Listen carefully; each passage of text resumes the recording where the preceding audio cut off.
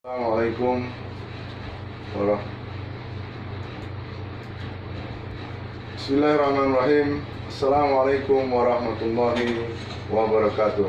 Waalaikumsalam. Mari senantiasa kita bersyukur kehadirat Allah Subhanahu wa taala, yang mana kita masih di frekuensi yang sama 92,2 MHz STBR Suara Tanjung Berjaya Radio.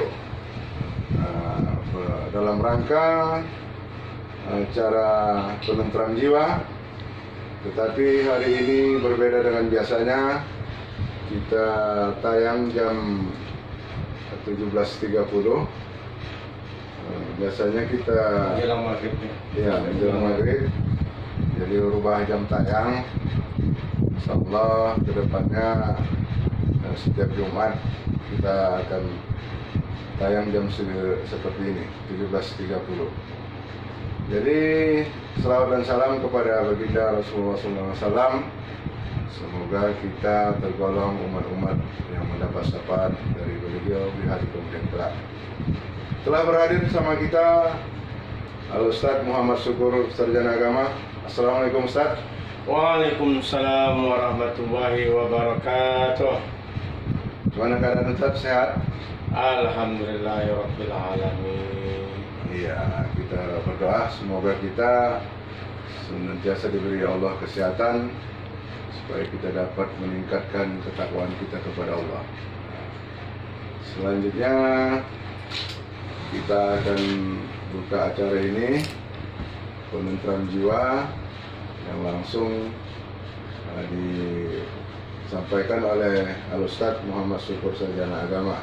Kepada Al-Ustadz, waktu dan tempat kami persilakan.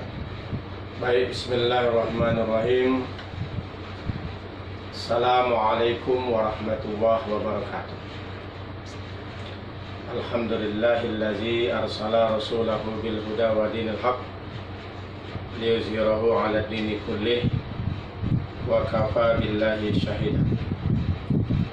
Asyhadu an la ilaha illallah wahdahu la syarikalah wa asyhadu anna Muhammadan abduhu wa rasuluh la nabiyya ba'dah. Allahumma salli wa sallim wa barik ala sayyidina Muhammad wa ala alihi wa sahbihi wa mawala amma ba'd. Pertama sekali, kembali kita bersyukur kepada Allah sampai hari ini kita diberikan oleh Allah nikmat kesempatan, nikmat kesehatan. Terutama sampai hari ini Allah Subhanahu wa taala masih memberikan nikmat yang besar, berharga dan sangat berguna bagi kita di dalam hidup dan kehidupan ini. Itulah dia nikmat iman. Terutama dalam kesempatan kali ini, para pendengar setia 92,2 FM stasiun radio Tanjung Berjaya di Jalan MT Haryono, Tanjung Balai. Biasanya kita mengudara di hari Jumat yang barokah, itu jam 10 ke jam 11 pagi hari. Tapi mulai hari ini Pak Iwan, alhamdulillah perubahan jadwal penenteram jiwa kita, program penenteram jiwa kita ini kita akan laksanakan atau kita tayangkan, syiarkan mulai hari ini adalah mulai dari sore menjelang senja jam 17.30 menjelang masuknya waktu sholat fardu maghrib. Ini mungkin karena memang inilah waktu yang pas. Jadi kepada para pendengar, warga kota, warga desa tercinta dimanapun berada, mungkin kenapa bisa berubah, itulah dia. Jadi Pak Iwan, malam sore ini ya, sore menjelang senja hari ini, baiknya kita mengajak pemirsa atau mengajak para pendengar setia kita berbincang-bincang sebagai pembuka penentram jiwa kita dengan berubah jadwal ini. Sama. Tapi harus bertema ini Pak Iwan. Ya. Kalau tak bertema nanti orang tak tahu apa yang dibincangkan. Kalau kita buat temanya ingin mendengarkan dari para pendengar, nanti tanggapannya tentang menumbuhkan rasa malu untuk memotivasi melakukan kebaikan. Silakanlah kepada pendengar yang dirahmati Allah dimanapun berada, kalau ingin memberikan tanggapan tentang fenomena, pendapat, masukan tentang tema kita ini, yaitu menimbulkan rasa malu dalam memotivasi diri di dalam melakukan kebaikan-kebaikan. Mungkin kalau pendengar setia 92,2 FM sudah bisa hafal ini nomor telepon. Kalau saya belum hafal ini, rasa Pak penyiar hafal ini. Nomor berapa Pak penyiar? 0623 595 403. Iya, 5403. Iya, 59 hafal Pak ya? Coba ulang Pak. 0623 0623 595 403. 595 403. Nah, hafal Pak Iwan.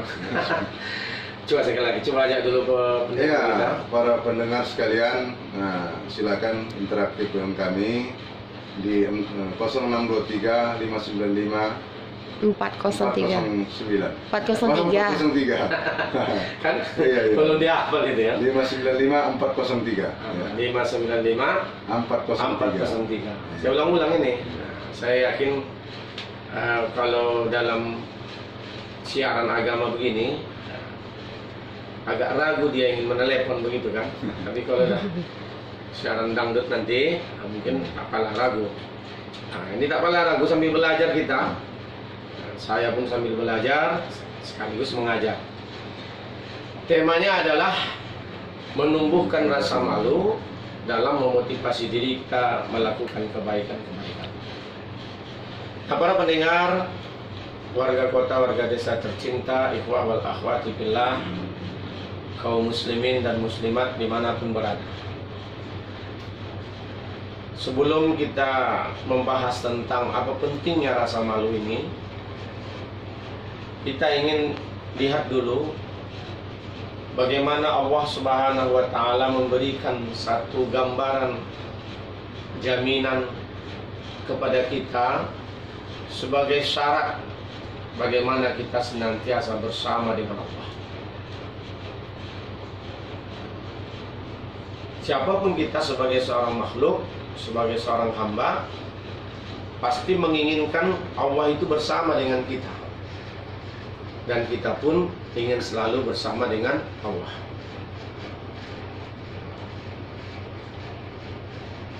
Banyak di dalam Al-Quran Allah memberikan gambaran bagaimana Allah senantiasa bersama dengan kita dan kita bersama dengan Allah.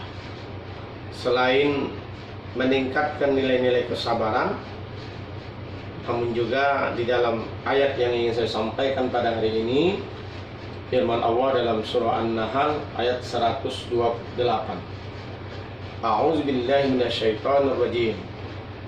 Innallah, bahwasanya Allah ma'al ladzina taqaw, bersama dengan orang-orang yang bertakwa, wal ladzina hum muhsinun, dan bersama dengan orang-orang yang senantiasa berbuat kebaikan. Jadi di situ Pak Iwan ada dua ya syarat kalau Allah ingin bersama dengan kita. Allah mengatakan innallaha ma'al ladzina taqaw, sesungguhnya Allah bersama dengan orang-orang yang bertakwa, wal ladzina hum muhsinun, dan bersama dengan orang-orang yang melakukan kebaikan-kebaikan. Jemaah yang dirahmati Allah, para pendengar dimanapun berada, bagaimana mungkin bisa kita bertakwa kalau kita tidak beriman? Jadi syarat agar lahirnya sifat takwa, karakter takwa itu adalah dengan modal iman kita kepada Allah. Tetapi tidak semua orang beriman bisa bertakwa.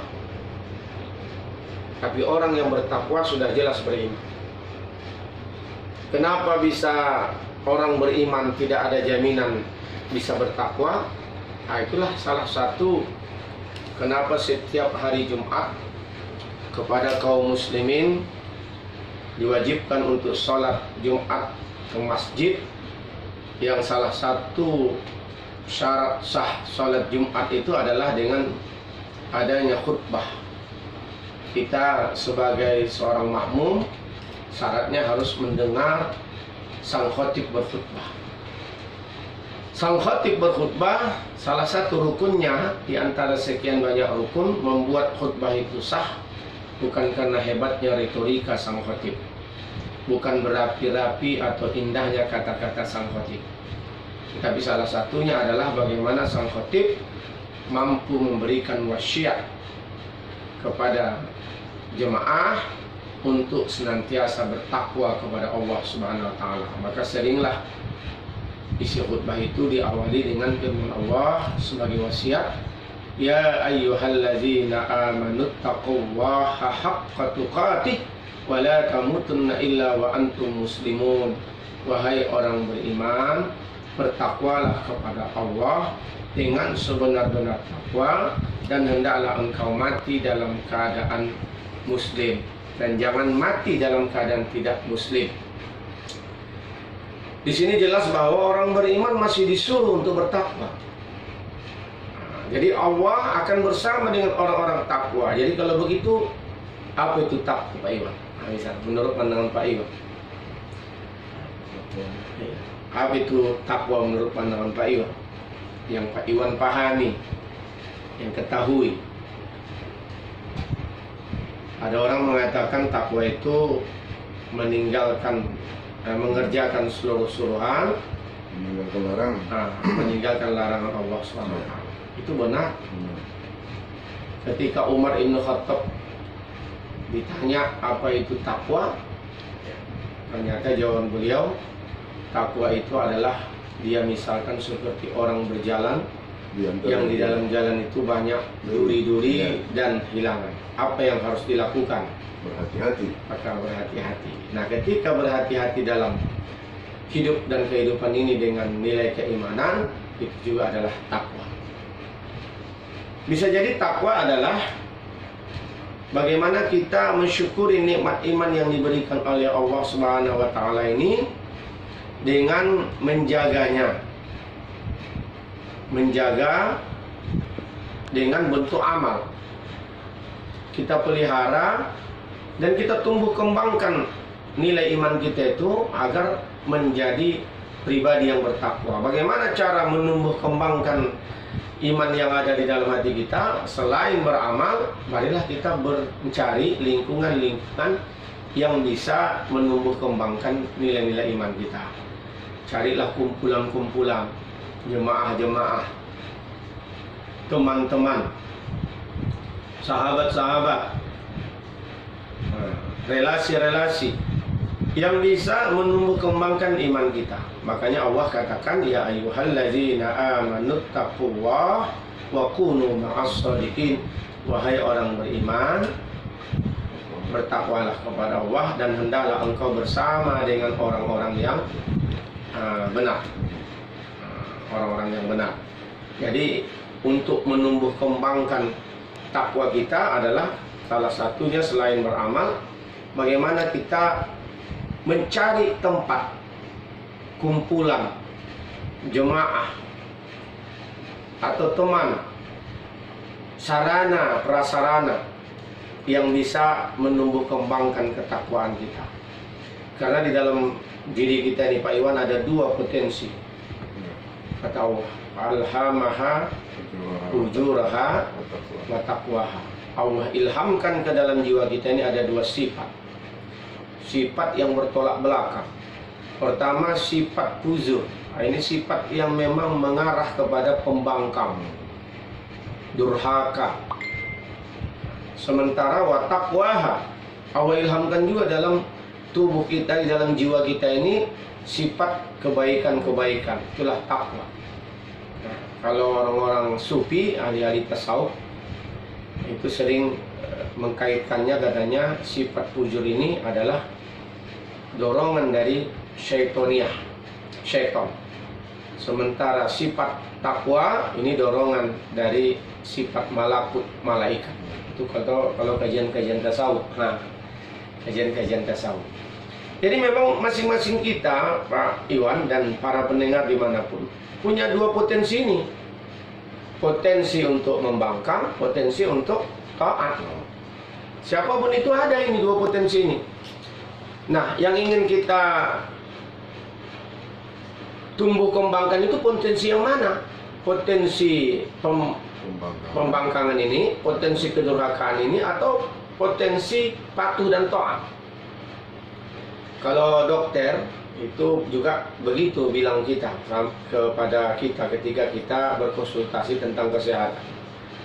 Masing-masing kita, Pak, di dalam tubuh kita ini sudah ada sumber penyakit. Nah, semua orang punya sumber penyakit itu. Tinggal kapan dia tumbuh dan berkembang, tergantung bagaimana pola makan bapak ibu, katanya kan begitu. Tergantung pola makan bapak. Kalau salah cara pola makan, maka potensi yang sudah ada di tubuh akan tumbuh kembang dan itu akan jadi penyakit. Masing-masing kita punya ada gula di dalam tubuh, ada darah, ada gula. Masing-masing ada kanker, ada bibit-bibit virus.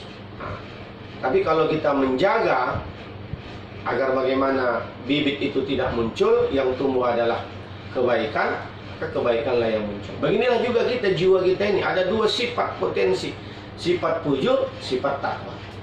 Nah, ketika Allah mengatakan Allah bersama dengan orang-orang takwa, ini wajar Allah bersama dengan orang-orang takwa.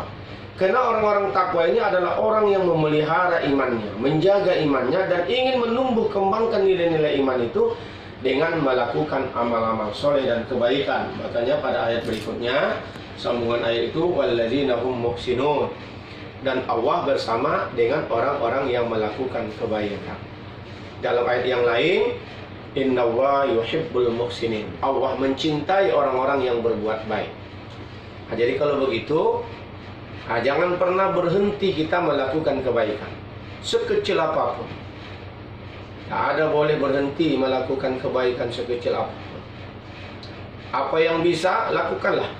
Dan bagaimana kita harus mampu mendorong diri kita agar bagaimana kita menjadi hamba-hamba sekaligus umat Nabi Muhammad untuk memotivasi diri kita melakukan kebaikan-kebaikan. Tentu kebaikan yang kita lakukan ini adalah kebaikan dalam pandangan bingkai iman dan takwa. Ada kadang-kadang kalau kebaikan dalam pandangan tatanan sosial bisa jadi baik menurut pandangan adat, tak baik menurut pandangan syariat. Baik dalam pandangan budaya, tak baik dalam pandangan agama, begitu. Jadi yang kita inginkan itu adalah melakukan kebaikan-kebaikan yang berbingkai dengan nilai iman dan ketakwaan. Sekecil apapun itu lakukanlah. Dan jangan pernah berhenti. Jangan pernah berhenti untuk tidak melakukan kebaikan. Makanya menarik ketika ada orang membuat slogan, ayo lebih baik. Nah, ini bagus karena memang salah satu orang baik, ciri-ciri orang baik itu adalah orang yang senantiasa belajar untuk berbuat baik tanpa merasa dia yang paling baik. Kalau ada orang sudah merasa dia yang paling baik, inilah orang yang tak baik. Nah, tapi kalau ada orang merasa sudah baik, merasa sudah lebih baik, itu mungkin baik ketimbang dia merasa sudah baik. Kan beda nih, katanya satu saja nih lo. Merasa lebih baik itu mungkin baik, tetapi merasa sudah baik ini tak baik. Kira-kira cuman Pak Iwan memberikan gambaran perbedaannya. Merasa lebih baik mungkin bisa ini baik, tapi merasa sudah baik, ini tak baik. Cuma menurut Pak Iwan ini, biar putus kan nih gambar Pak Iwan dulu. Yang merasa baik itu ya Rasul saja tidak mencontohkan seperti itu kan. Ya. Merasa sudah baik, berarti tak perlu lagi buat kebaikan kan gitu. Kalau sudah merasa baik. Tapi Kalau orang udah merasa sudah baik, Ya. dia akan meremehkan orang. iya. Jadi yang dilakukan saya yang betul, orang tidak tak betul kan. Nah, iya. Itulah dia. Makanya agak cocok lah itu kurasa ya. Kalau kita merasa sudah baik, itu mungkin tidak baik. Karena memang manusia tadi sudah disampaikan, dikasih Allah kepada kita fitrah dua potensi ini, siapapun itu. Kecuali Rasulullah. Rasulullah pun punya potensi ini, cuma karena dia Habib Allah, Masuk. kekasih Allah, wajarlah Rasul itu kekasih Allah. Allah peliharalah kekasihnya. Nah, dia itu adalah Rasulullah, utusan Allah, wajar. Dia maksum, terpelihara. Kita kekasih siapa begitu kan? Kita paling kekasih orang rumah, itu masih diragukan. Apakah betul dia sudah menganggap kita kekasihnya? Iya. Kalau kita dianggapnya kekasihnya, indikasinya memang dipeliharanya kesalahan kita. Dia tutupi kekhilafan kita, dia pegang rahasia kelemahan-kelemahan kita, maka dosalah bagi wanita atau istri yang membukakan aib suaminya, dosa suaminya, kelemahan suaminya. Ini kan musim itu. Itulah abang kau tuh kalau tidur nampayan itu bangun. Astagfirullahaladzim. Padahal istri itu pakaian buat suami. Apa tujuan pakaian kata Allah bagi suami? Karena ya menutupi. Pakaian itu kan menutupi. Ini yang memegang kameranya, penyiar kita. Siapa namanya tadi nih? Dini. Hah? Dini, Pak. Dini ya, si Dini. Mana tahu nanti ada pendengar, oh si Dini lupa megang kamera. Pak Dini ini ya untuk menutupi aib tubuhnya, aurat tubuhnya, ya kan? Dia memakai busana muslimah. Nah, itu juga listrik. Jadi kalau Rasul ya betul, karena dia Habib Allah, kekasih Allah, Allah peliharalah dia. Itu pun potensi ini ada sama dia, karena Rasul saja mengatakan, aku sesungguhnya manusia biasa seperti kamu. Cuma kelebihannya dia Rasul. Wah. Nah, siapapun manusia, ya, dengan predikat apapun, dengan status apapun, dengan gelar apapun, dua potensi ini ada. Oleh karena itulah makanya Rasul mengatakan, innal insanu khatta'un. Memang tempatnya salah dan lupa itulah manusia. Jadi kalau kita sudah merasa paling baik, berarti dia tak manusia lagi. Bisa jadi dia malaikat. Cuma lucu kalau malaikat itu tak ada nafsu. Tak ada nafsu makan, tak ada nafsu minum, tak ada nafsu untuk nikah atau kawin. Ya. Jadi kalau ada manusia sudah merasa paling baik, ini bisa jadi tak manusia ini. Tapi kalau manusia merasa sudah lebih baik, itu mungkin bisa juga. Walaupun ini saya katakan tadi bisa jadi orang baik. Kenapa? Mungkin dia merasa dulu ketika dia belum nikah sholat malas, sekarang udah nikah rajin sholat, maka dia kalau ditanya agaknya sudah merasa lebih baik. Tapi jangan merasa paling baik. Makanya ayo lebih baik. Ayo lebih baik itu artinya mari belajar terus melakukan kebaikan dengan berkawan dengan orang-orang baik. Sama 2 lawan 2 ini kita jam. Ya, kita ini datang satu lagi penyiar perempuan nih. Jadi soalan pula awalnya. Ini ada jam 18 lewat berapa ini? Lewat 5 menit. Ya, sementara sholat maghrib kalau tak salah nanti itu 18:25 kalau tak salah ya. Berarti sekitar ada 20 menit lagi ini ya. Jadi para pendengar kaum muslimin dan muslimat dimanapun berada, bahwa kalau ingin bersama dengan Allah, kalau ingin bersama dengan Allah, maka bertakwalah kepada Allah, walladzina hum muhsinun, dan lakukanlah kebaikan-kebaikan. Sudah jelas itu. Orang-orang bertakwa pasti melakukan kebaikan. Ada jelas itu. Kalau orang beriman, ada yang tak melakukan kebaikan, Pak Iwan? Ada juga ya kan? Ada. Makanya orang yang beriman, kalau malas melakukan kebaikan, digolongkanlah dia menjadi golongan orang-orang fasik. Begitu.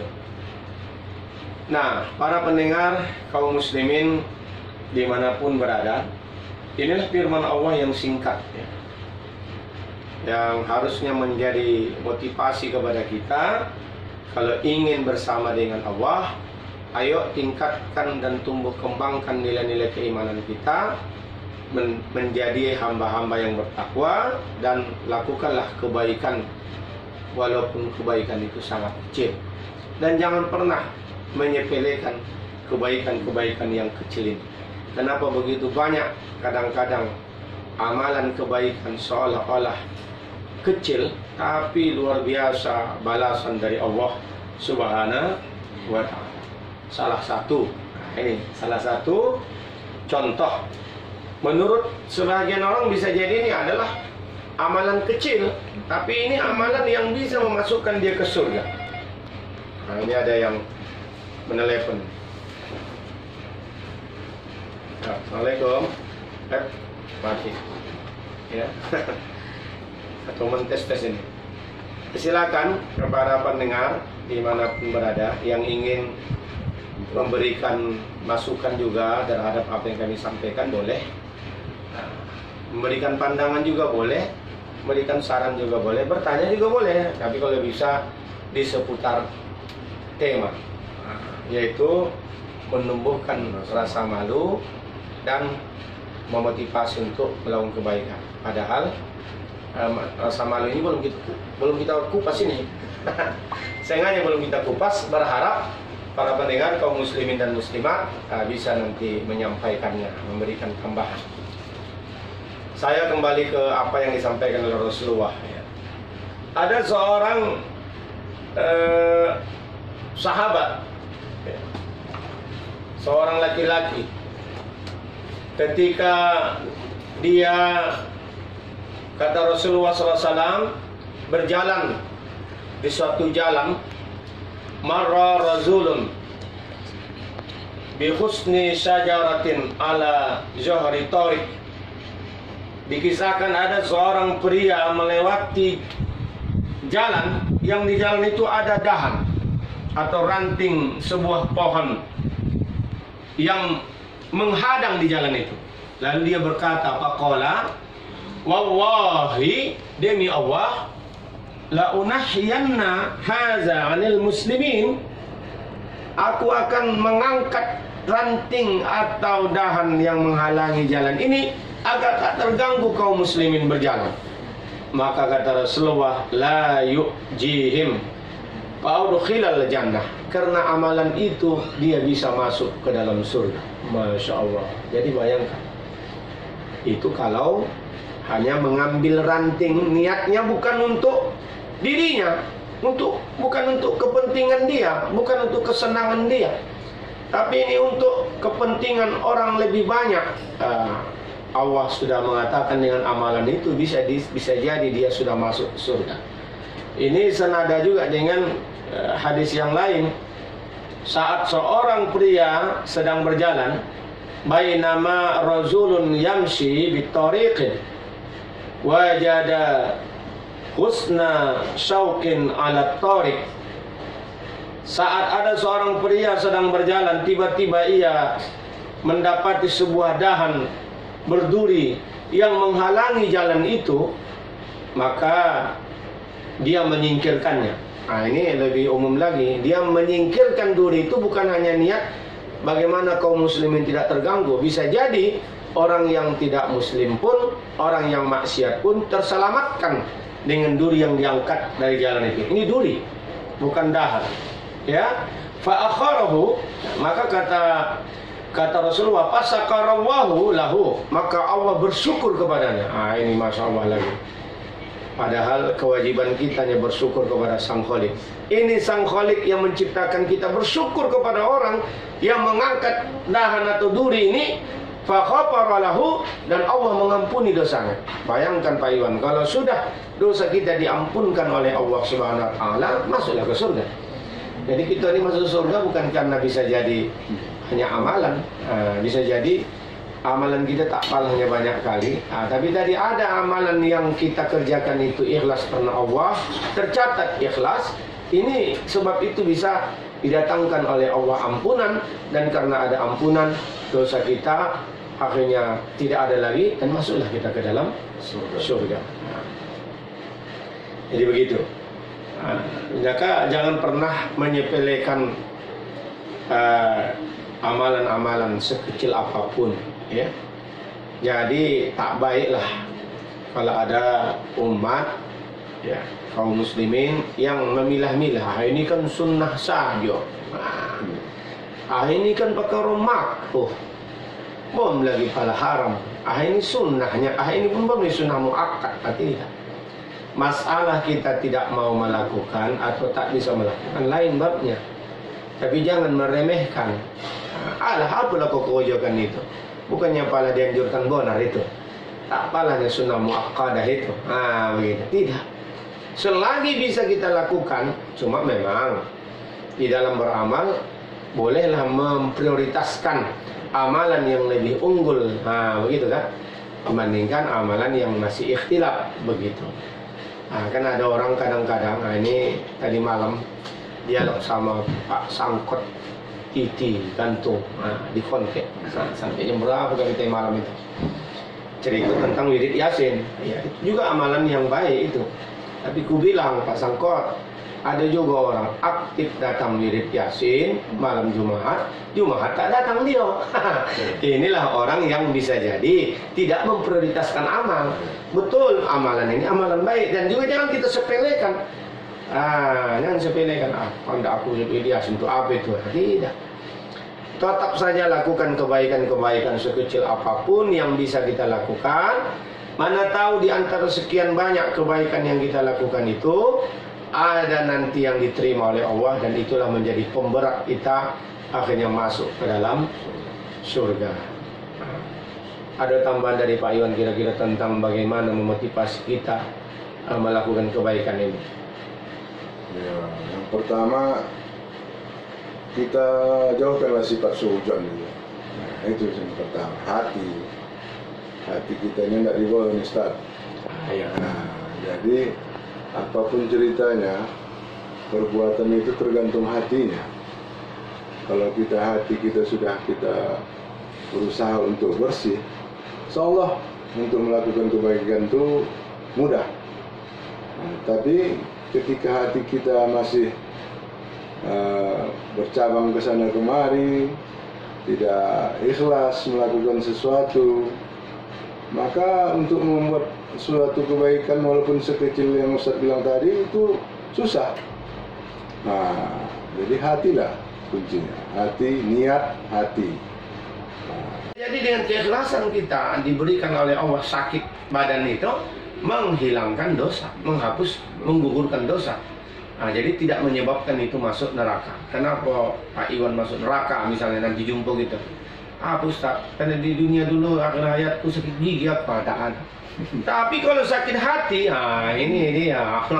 Kalau sakit hati, belum lagi kita masuk neraka, bisa ini membakar amal. Bayangkan itu. Menulis status di Facebook, tapi sentimen ke orang. Sentimen. Menulis status Facebook, buruk sangka ke orang. Menulis status Facebook, menyakiti hati orang. Sebut nama boleh itu, langsung sebut nama. Dasar Ustadz Muhammad Syukur lebay, sakit hati saya. Ini kalau tak minta maaf dia kepada saya dan saya tidak memaafkannya belum, ini bisa menghapus amalannya nanti di yaumil akhirat. Nanti di tema lain mungkin besok-besok di Jumat akan datang kita bahas tentang orang-orang yang tumpur nanti di yaumil akhirat. Atadruna mal muflis? Tahukah kau, kata Rasulullah kepada sahabat, siapa orang-orang yang tumpur? Ini kita tahan dulu. Nanti minggu depan lah baru kita bahas ini. Siapa orang tumpur itu? Ternyata orang yang tumpur ini kesimpulannya adalah orang-orang yang memang hatinya berpenyakit, Pak Iwan. Oleh karena itu, bagaimana memotivasi diri kita agar berbuat baik? Ini janji kita tadi nih. Karena waktu pun sudah 18 lewat 15, paling sekitar 7 menit lagi nih kita nih. Nah, itu pun tak ada aku tengok yang nimbrung ini. Tadi udah ada titur-titur kena. Nah, berhenti ya kan. Nah, tapi kalau waktu kita siaran jam 10 ke jam 11 ada juga nimbrung ini seperti Kuda Buyung ya kan. Pak Menurung, ada lagi Pak apa namanya? Ingat saya di Arjoman tuh. Nah, itu. Ini kayaknya mungkin dah mandi nih, itulah mungkin resiko kalau di penghujung senja ya kan. Jadi supaya bagaimana termotivasi melakukan kebaikan. Nah, ini ada satu hadis ya. Tadi kan tema kita menumbuhkan rasa malu dan memotivasi diri kita untuk melakukan kebaikan. Sekarang kembali Pak Iwan, ada orang tak malu melakukan kesalahan, tapi malu melakukan kebaikan. Kembali, padahal melakukan kejahatan, kemaksiatan, kemungkaran, kita merasa malu, itu kebaikan. Kalau ada orang bangga menceritakan keburukan yang dia lakukan, itu sebenarnya memang tidak baik. Nah, makanya kata Rasulullah SAW, wal haya'u su'batun minal iman. Sikap malu itu adalah bahagian dari cabang iman. Satu hadis yang lain dari hadis Bukhari dan Muslim, al haya'u la ya'ti illal bi khair. Malu tidaklah mendatangkan kecuali kebaikan-kebaikan. Nah, jadi ternyata ada amalan yang bisa juga ini ya. Ini amalan yang bisa besar pahalanya, fadilah. Pemberatnya nanti dia melisap besar. Apa itu? Budayakan rasa malu. Nah, budayakan rasa malu.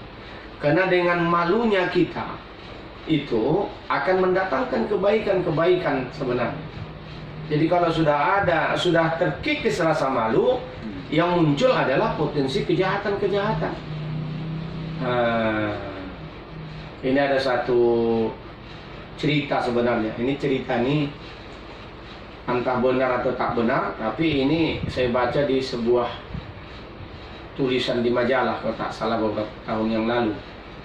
Tapi jadi motivasi dan inspirasi khususnya buat akhwat-akhwat kita, wanita-wanita soleha kita, termasuk penyiar kita yang di muka ini meliput kita ini. Nah, ada seorang tua, ya, orang tua yang kebetulan mungkin punya gaya hidup yang lebih tinggi, style yang tinggi, status sosialnya tinggi. Dia menginginkan anak laki-lakinya itu nikah dengan seorang perempuan yang dia kenal juga orang kaya. Dia orang kaya dan terpelajar, sarjana juga, sarjana terpelajar, kaya, samalah dengan status dia begitu kan. Nah, dan baik begitu. Baiknya itu dalam pandangan orang tua ini baiknya tak lasak ini perempuan, tidak tukar-tukar cowok, begitu kan. Tak sering ganti-ganti pasangan. Baik. Cuma ada salahnya. Ini si cewek yang mau dijodohkan ke anaknya ini tidak berjilbab. Belum berjilbab. Nah, sementara si laki-laki punya pilihan yang lain. Yang kebetulan pilihannya ini juga adalah sarjana. Baik juga karena sudah berjilbab dan tidak lasak lah begitu bahasa baik. Cuma inilah kelemahannya. Memang taklah pula kayo macam sekayo keluarga dia, miskin. Nah, jadi dialoglah anak dengan mama tadi. Apalah salahnya? Ini pun baik juga nya. Tapi tak malu kita punya menantu begini, dia orang kaya juga. Kalau masalah nanti dia tak berjilbab, setelah kau nikah kan bisa kau suruh dia berjilbab. Kau kan orang soleh, karena mama bangga juga dengan Muna, kau tuh orang soleh. Dan perempuan yang baik itu, ini anak ini baik juga, kata orang tak lasak. Di rumah saja ini. Nah, dia akan taat nanti kepada suami. Taat dia kepada suaminya, berarti kalau kau suruh dia berjilbab, kau akan berjilbab. Apalah jawaban si anak ini tadi dengan bahasa sangat-sangat santun misalnya. Wahai omakku, betul.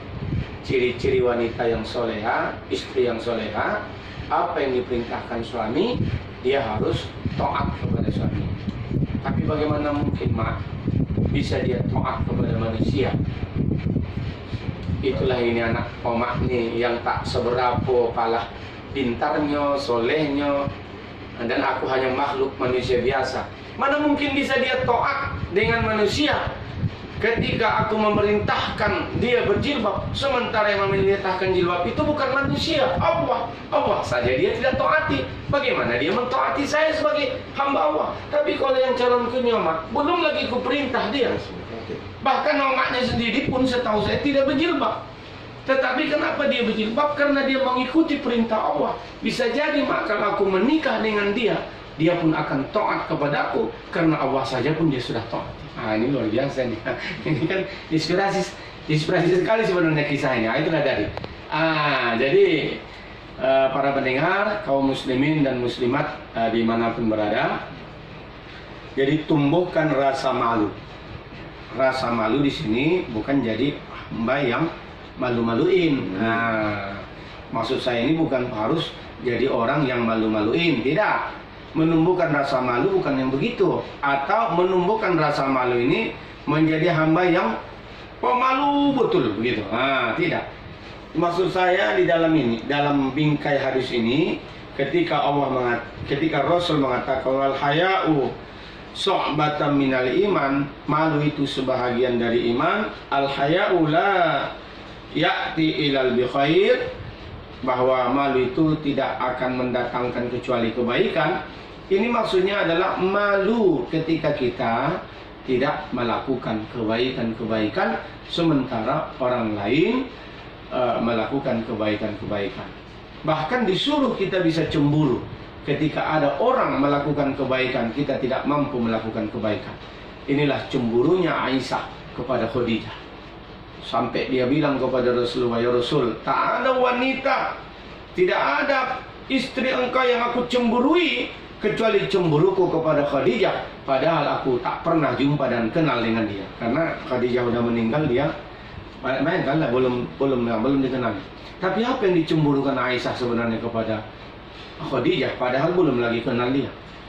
Kebaikan Khadijah kepada Rasulullah. Sampai kata Rasul bilang begitu kan, Khadijah itu ya Allah selimut bagi Rasul di saat dia demam, menggigil, mendapatkan wahyu pertama. Ada ulama mengatakan Khadijah menyelimutinya, tapi sebagian ulama sejarah lebih jumhur mengatakan Khadijah yang menjadi selimut kepada Rasulullah. Pengorbanan Khadijah luar biasa. Yang di saat kata Rasulullah, di saat orang mengasingkan, memusuhi Rasulullah, Khadijah lah orang yang menerima, menjadi teman. Di saat orang menjadikan Rasul tidak diterima ajarannya, Khadijah lah wanita pertama yang menerima pendapat dan ajaran Rasulullah SAW. Dan ketika Khadijah bersama Rasulullah, Khadijah luar biasa pengorbanannya dari segi jasadiah maupun juga maliyah, harta. Inilah membuat Aisyah itu cemburu.